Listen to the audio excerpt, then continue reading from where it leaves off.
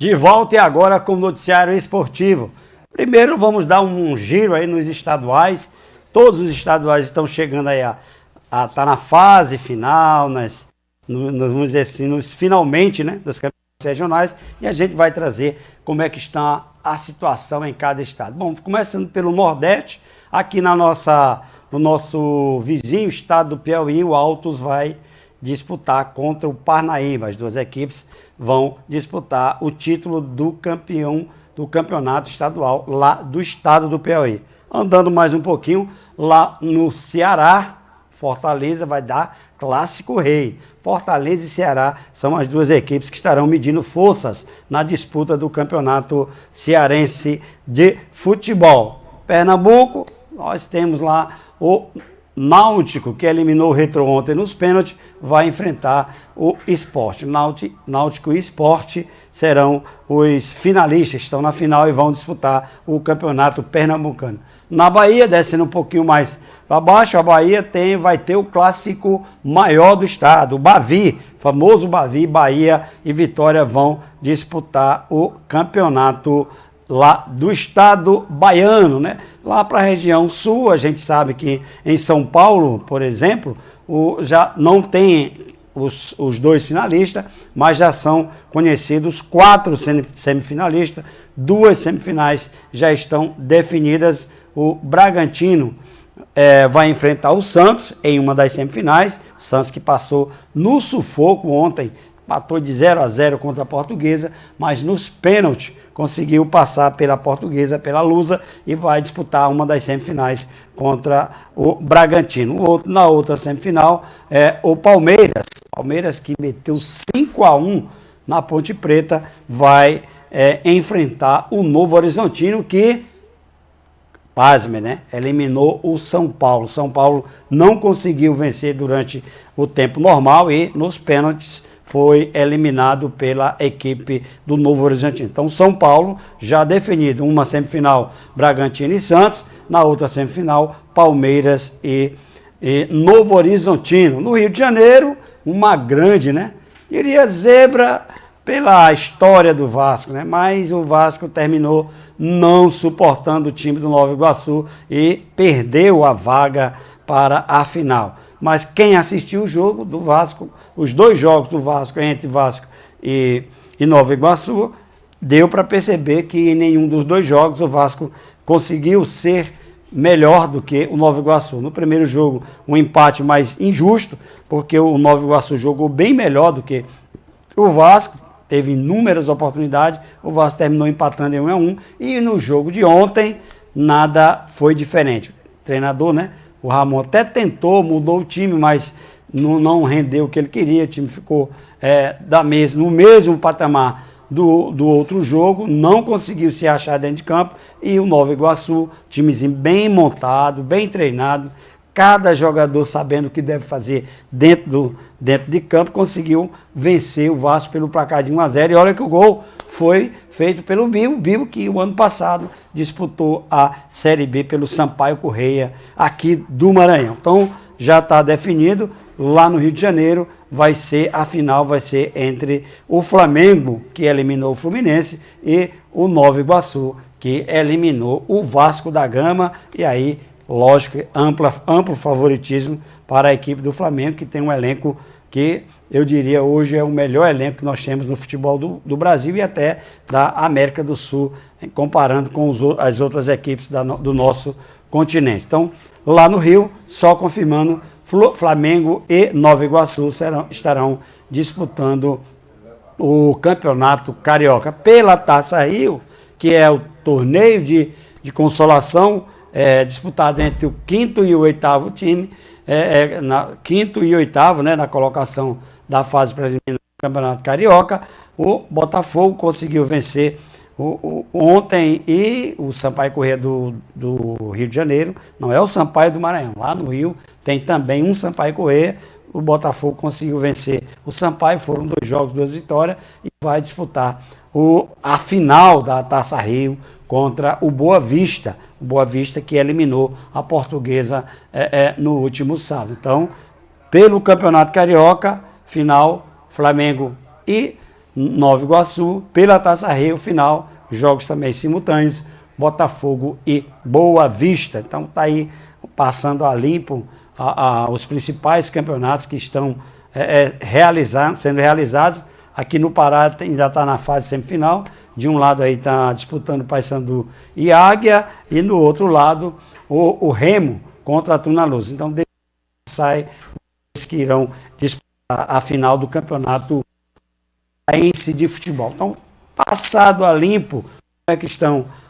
Lembrei ainda, faltou lá em Minas Gerais. Minas Gerais vai dar o grande clássico mineiro. O Cruzeiro vai enfrentar o Atlético. O Atlético que teve um pouco de dificuldade, venceu o primeiro jogo de 2-0 em cima do América Mineiro, mas no jogo da volta, apesar da derrota por 2-1, no critério aí, né, gols marcados, diferente, 2-0 lá, 2-1 em casa, saldo de gols, o Cruzeiro classificou e vamos ter o Cruzeiro e Atlético disputando o campeonato lá do estado de Minas Gerais. Passado a limpo, todos os estaduais que estão aí na fase final, vamos agora trazer para a nossa realidade o futebol do Maranhão, trazendo aí como foi primeiro o empate, né, entre Sampaio Corrêa e Maranhão Atlético Clube. Confira na telinha. Já classificados, Maranhão e Sampaio se enfrentaram no último sábado na busca pela primeira colocação do campeonato. Melhor em campo, o Maranhão começou carimbando a trave do goleiro Felipe. No rebote, Adeilson bateu forte para mais uma defesa de Felipe. A resposta do Sampaio veio com esse chute de Cebolinha. A bola passa à direita. No chute de Cavi, Felipe colocou para escanteio. Tocou na bola, o Felipe mandou para fora, a bola tinha endereço. O segundo tempo foi muito movimentado. Aos 5 minutos, André Radija, em cobrança de falta, fez 1-0 o Maranhão. Na esquerda bateu. Gol!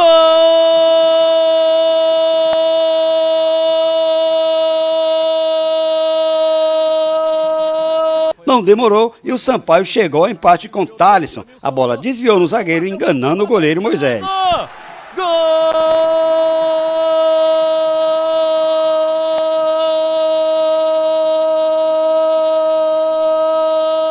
A virada do Sampaio veio nessa cabeçada de Gazão. Gol!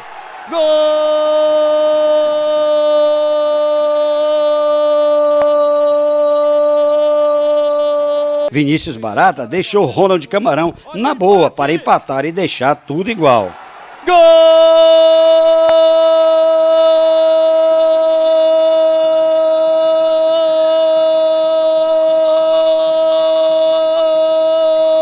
Com o resultado, o Maranhão segue na primeira colocação com 6 pontos à frente do Sampaio. Bom, aí vocês viram aí, queria agradecer ao Gil Porto, né? Ao Gil, abraço também para o Maxwell Bruno, que estavam na narração, a toda a equipe do Plano Esportivo. Já tive o prazer de trabalhar com eles lá em São Luís, em várias transmissões, sei como é competente essa equipe do Planeta Esportivo. Um abraço ao Gil e muito obrigado, né? Ceder as imagens para a gente estar exibindo aqui no nosso programa aqui no interior. Nós sabemos das dificuldades que nós temos, mas a gente sempre conta com essas parcerias importantes, né?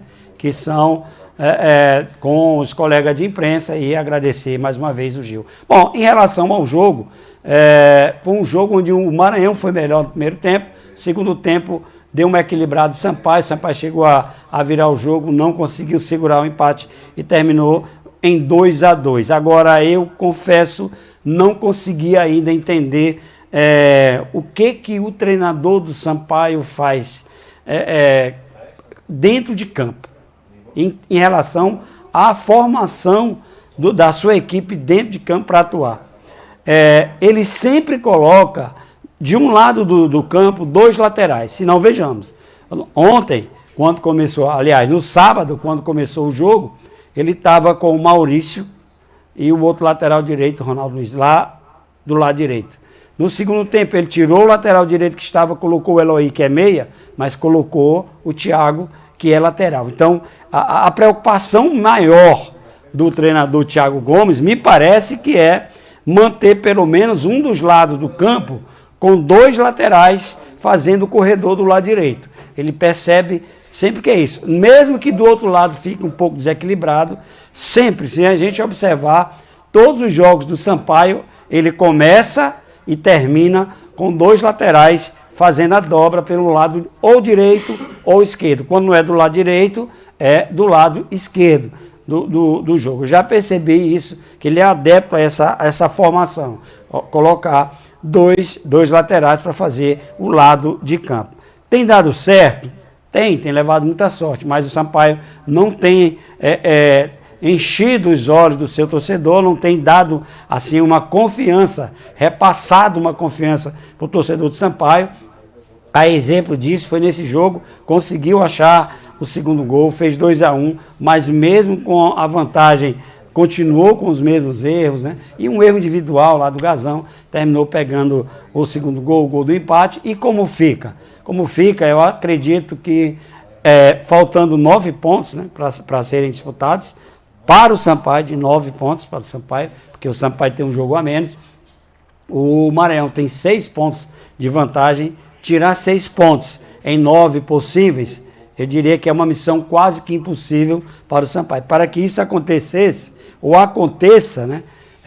A gente está falando de futebol, e futebol pode acontecer qualquer coisa, mas para que isso aconteça, o Maranhão teria que perder os 2 jogos que faltam e o Sampaio vencer os 3 jogos que faltam para que o Sampaio conseguisse ficar à frente e conseguir aí a segunda colocação.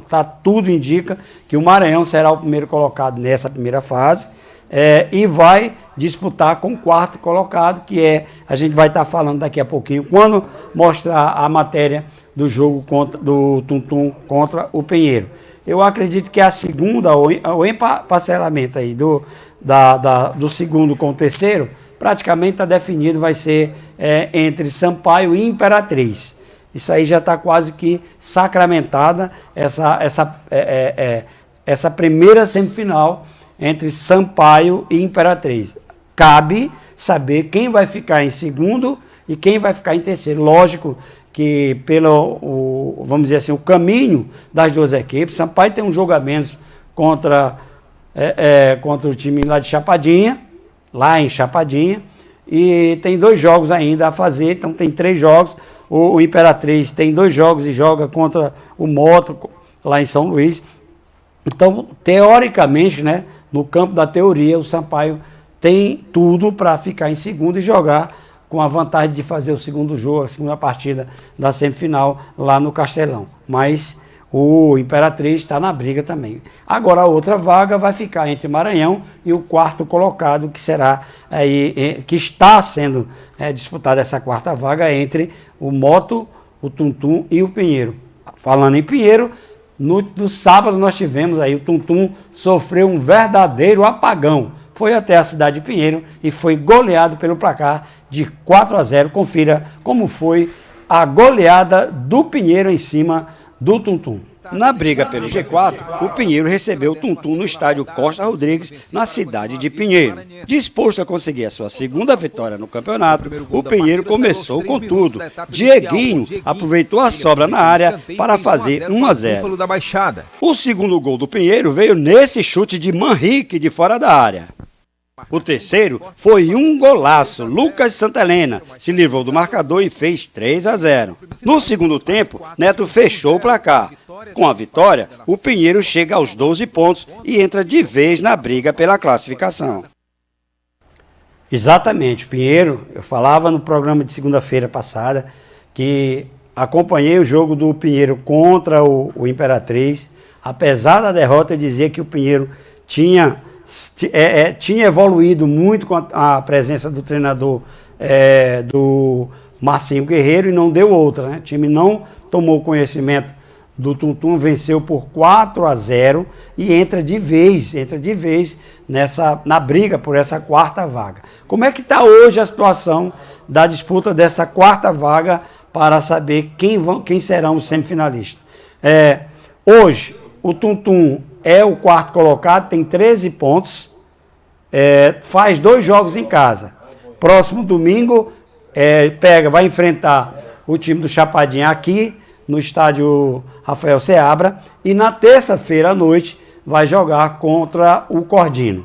Então, o time do Tum Tum tem 13 pontos, se vencer os 2 jogos, né, pode chegar aí a 19 pontos e garantiria, né, e brigaria, torceria pelo tropeço das outras 2 equipes. Quem é o quinto colocado? Hoje o quinto colocado é o Moto Clube. Mas o Moto tem um jogo a menos. O jogo contra o Cordino, que é amanhã.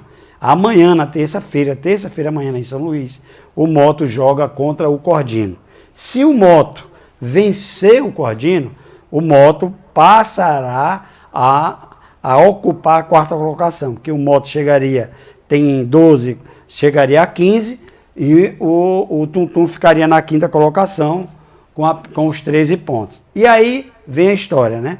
O Moto tem uma série muito difícil, porque os 2 últimos jogos do Moto são 2 clássicos. Vai pegar primeiro no sábado o Sampaio Corrêa e na terça-feira, vai enfrentar o Maranhão Atlético Clube. Então, teoricamente, o caminho do Moto é mais difícil do que o caminho tanto de Pinheiro quanto do Tum Tum Esporte Clube. E o Pinheiro? O Pinheiro, com a vitória, foi a sua 2ª vitória no campeonato, chega aí aos 12 pontos, a mesma contagem de pontos do Moto Clube, mas a questão do saldo de gols, e não é nem saldo de gols, é número de vitórias, foi, como eu disse antes, a 2ª vitória, apenas a 2ª vitória no campeonato, e aí tem que vencer. Vai a Barra do Corda jogar contra o Cordino em Barra do Corda, recebe em casa o time do Chapadinha. Chapadinha que está aí numa situação complicadíssima. Então o time do Pinheiro torce, né? Tem que vencer o Cordino fora de casa, fazer o resultado em casa contra o Chapadinha e torcer por tropeços de Tum Tum e de Moto Clube para garantir essa 4ª vaga que vai enfrentar possivelmente a equipe do Maranhão Atlético Clube. Bom, mas falando em Chapadinha, coisas que só acontecem no nosso futebol, o futebol do Maranhão, né? No último sábado, o Chapadinha tinha um jogo contra o time do Imperatriz, em Imperatriz. Agora, acompanhem a situação dos jogadores, o que esses atletas profissionais do Chapadinha passaram até chegar, após a chegada deles lá na cidade de Imperatriz. Fazendo a entrega aqui de 30 marmitex aqui pro time do Chapadinha, tá certo? Dá uma força aqui pra galera, né? Dentro de campo, a história é outra, né? Mas aqui, questão de jogo, né? Questão de trabalho, né? Solidariedade, a gente vai fazer a entrega aqui das 30 marmitex, tá? Lá do Ítalo Restaurante fez um preço bom a R$15, então vai ficar tudo para 150. Isso aqui é um movimento da torcida, tá certo? Não tem questão política nenhuma pelo meio, beleza? Aí tem Joaninha aqui que ajudou, tem Vidal. Vocês ficam à vontade aí para falar também, ó. Não, tá bom. Não, tá tudo bem. Só ajudar os parceiros aí, né? Tá na hora do jogo, tá tudo tranquilo. E aí é a solidariedade da torcida do Cavalo de Aço, né? Se quiser falar alguma coisa, fica à vontade. E a gente só tem a agradecer, né? Pela ajuda da torcida aí, ter nos recebido de braços abertos. E a gente sabe como é que é difícil a questão do futebol maranhense, mas isso aqui juntando tudo isso aqui é uma família só e a gente está em um prol de um futebol melhor. A gente agradece. Muito obrigado a todos eles, valeu. Bom, a gente queria aqui primeiro parabenizar a torcida organizada do Imperatriz por essa atitude.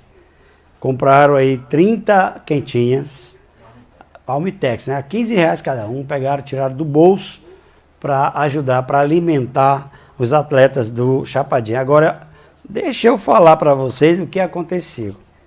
Chapadinha, a distância de Chapadinha até Imperatriz é aproximadamente 700 quilômetros, separa as 2 cidades.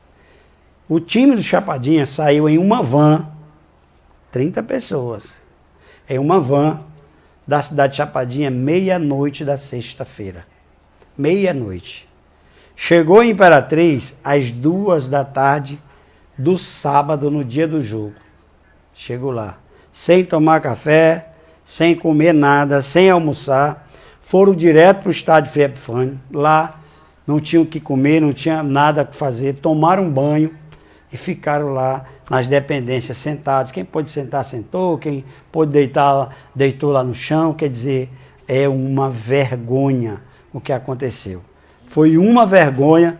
Um time profissional, se não tem condição de participar, não entra. Não faça com que atletas profissionais sejam submetidos a situações como essas. E aí fica a pergunta, e a diretoria? E a prefeitura de Chapadinha, que esse time, quer queira ou quer não, está levando o nome do município nas mídias, está sendo falado, cogitado, noticiado, e aí a gente vem com uma vergonha dessa, servir de chacota para os outros estados. Triste saber. E aí fica a pergunta, né? Será se o Chapadinha vai ter condição? Ainda tem 2 jogos, 3, né? 3. Um em casa, contra o Sampaio. Mas em casa, entre aspas, porque esse time do Chapadinha, eles treinam em São Luís, do empresário que é lá de São Luís. Vai para Chapadinha só no dia do jogo. Vai ter como bancar essa ida a Chapadinha para receber o Sampaio, ou vai fazer o jogo em São Luís contra o Sampaio? Os outros 2 jogos, um é em Tuntum, no próximo domingo, aqui em Tuntum, o jogo às 3h30 da tarde, próximo domingo lá em Tuntum, e depois vai até a cidade de Pinheiro para enfrentar o Pinheiro. E a pergunta é, será se o time do Chapadinha vai ter condições de se deslocar primeiro até Chapadinha para receber o Sampaio, depois vir até a cidade de Tuntum para enfrentar o Tuntum aqui no domingo e na terça-feira já voltar e ir até a cidade de Pinheiro para enfrentar o Pinheiro. Fica a pergunta aí, quem puder responder, a gente agradece, mas é vergonhoso, é triste a gente ter que comentar esse tipo, né, de atitudes de alguns dirigentes do futebol profissional. Não cabe mais amadorismo, a gente lamenta. Parabenizo ao torcedor do Imperatriz, parabéns a esses homens de bens que se levantaram e viram o lado humano, esqueceram a questão da disputa do futebol dentro de campo, foi o lado humano, que poderia muito bem eles, já se é bom para o Imperatriz que eles estejam com fome, melhor deixa eles com fome. Não pensaram dessa forma, viram, pensaram no próximo, falou mais alto o coração, a razão, e aí eles tiveram essa hombridade, essa caridade de, pelo menos, alimentar os atletas que ali estiveram. Olha, ainda deram o trabalho, perderam só de 1-0 e o gol já saiu aos 41 do segundo tempo. Foram guerreiros, honraram a camisa, mas infelizmente a diretoria não está correspondendo. A gente fica por aqui, daqui a pouco tem... Não, então a gente vai encerrar, né? Amanhã o programa Balanço Geral estará de volta mais uma vez com o Léo Costa. Léo Souza. Felicidade com você todo dia.